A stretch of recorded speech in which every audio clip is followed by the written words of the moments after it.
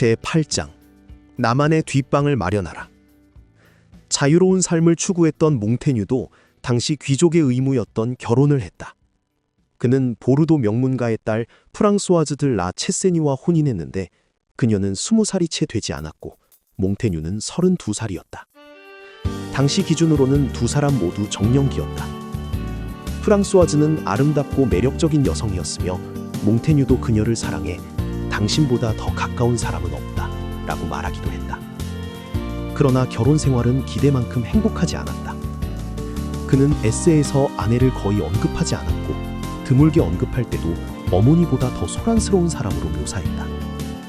프랑수아즈는 강한 성격과 뛰어난 생활력을 지닌 인물이었다. 그녀는 몽테뉴보다 35년 더 살았고 딸과 시어머니 모두 몽테뉴보다 오래 살았다. 전기작가 세라 베이크웰은 어머니와 아내가 몽테뉴를 일찍 무덤으로 몰아넣은 듯한 느낌이라고 표현하기도 했다. 몽테뉴는 소크라테스를 존경했는데 특히 잔소리 많은 아내와도 평온하게 살아가는 지혜를 높이 평가했다.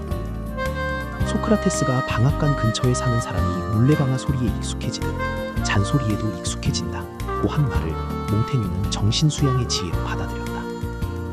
악처를 만나면 큰 인물이 된다는 속담처럼 공자와 아인슈타인도 순탄치 않은 가정생활 속에서 위대한 업적을 남겼다는 점은 흥미로운 대목이다. 몽테뉴는 이상적인 결혼이란 육체적 결합뿐 아니라 깊은 정신적 결합이어야 한다고 생각했다.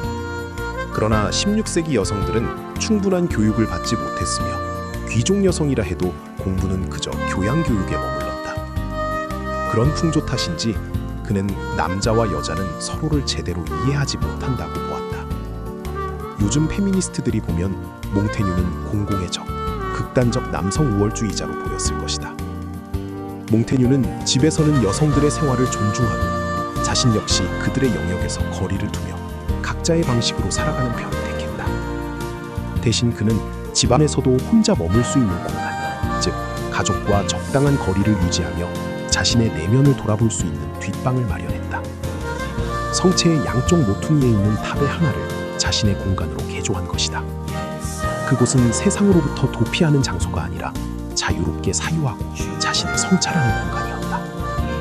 이 장소는 내가 2024년 4월 25일 35일간의 유럽 자동차 여행 중 방문했던 곳이다.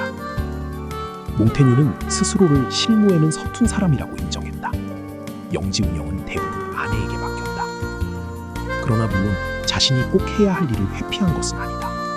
1586년 몰락한 군인들이 영지 주변에 피해를 입혔을 때는 보르도 고등법원의 영향력을 행사해 손실을 받기도 했다. 그러나 그는 재산을 늘리거나 사업을 확장하는 데에는 관심이 없었다. 그런 일은 아버지 피에르가 기쁜 마음으로 열심히 했었다. 반면 18년 동안 영지를 관리하면서도 계약서나 권리증을 꼼꼼히 살펴본 적이 거의 없었다. 그는 스스로 계산도 못하고 돈의 종류도 모르며 양배추와 상추도 구별하지 못한다고 농담처럼 털어놓았다. 그렇다고 실용적 지식을 경시한 것은 아니었지만 자기는 그런 일에 소질이 없다고 보고 한 발 뒤로 빠진 것이다.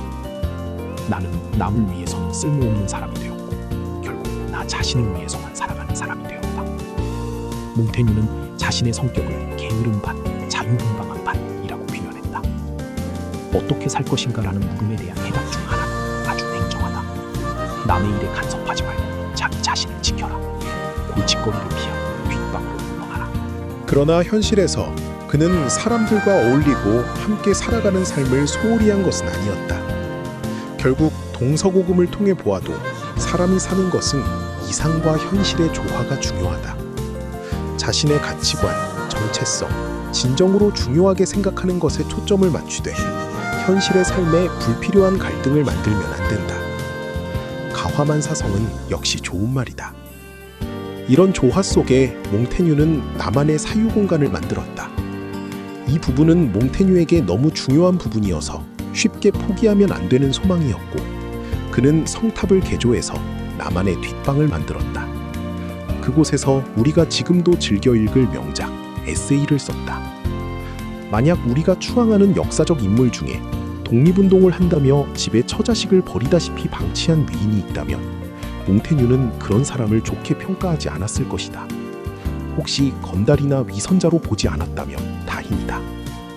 그렇다면 몽테뉴와 반대편에 있는 사람들은 어떤 사람들일까? 그들은 자기 스스로 사유할 줄을 모르고 진실이 무엇인지에 대해서는 관심이 없다. 그저 목소리 큰 대중의 논조에 따라서 산다. 이런 사람에게는 거시적인 질문은 자신과 관계가 없다. 국가가 개인들의 자유를 지켜주는 방향으로 가고 있는지, 그 반대편으로 가고 있는지와 같은 질문. 나만의 영역이 아니라 이 땅에 살 후배 세대를 걱정하는 질문은 자기와 관계가 없다. 몽테뉴는 이런 사람을 분별력이 없는 사람, 혹은 명예, 양심이 없는 사람으로 평가했을 것이다. 몽테뉴에게 분별력은 머리가 좋거나 학식이 있다거나 기억력이 좋은 것과는 차원이 다른 중요한 덕목이다.